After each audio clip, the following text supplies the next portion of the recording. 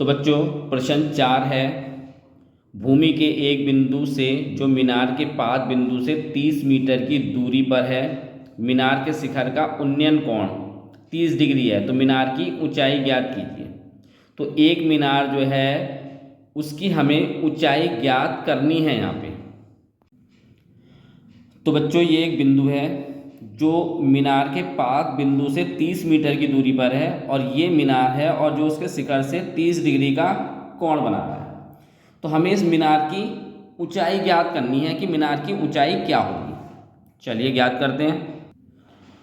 तो मीनार की ऊंचाई ए बी कितनी हो गई हमारे पास, एच मान लिया हमने इसे, ठीक है। अब हमारे पास क्या क्या है, आधार, क्योंकि अब देखेंगे 30 डिग्री का कोण बनना है तो इसके सामने की भुजा क्या होगी, लंब होगी, और हमें क्या दे रखा है, आधार। लंब और आधार दे रखा है, तो अब हमें देखना है कि किसे लगाने पर जो है लंब और आधार आएगा, साइन कॉस या टेन में से। तो लाल बटे कक्का, लंब बटे कर्ण होता है ये साइन होता है, आधार बटे कर्ण होता है ये कॉस होता है, और लंब बटे आधार ये होता है आपका टेन। तो हमें यहाँ पे क्या लगाना पड़ेगा, टेन थीटा। तो त्रिभुज ए बी सी के अंदर हम लेंगे समकोण त्रिभुज, कह लो आगे समकोण त्रिभुज ए बी सी भी लिख सकते हैं। तो टेन थीटा क्या होगा आपके पास, लंब भाग में आधार, ठीक है।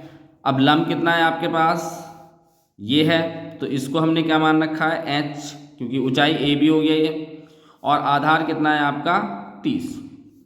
हमें चाहिए टेन 30 डिग्री, और ये हो गया एच भाग में 30।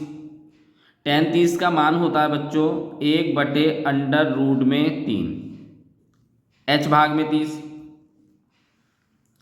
अब इसकी गुणा इधर कर लेंगे, तो एच बराबर कितना होगा, 30 भाग में √3।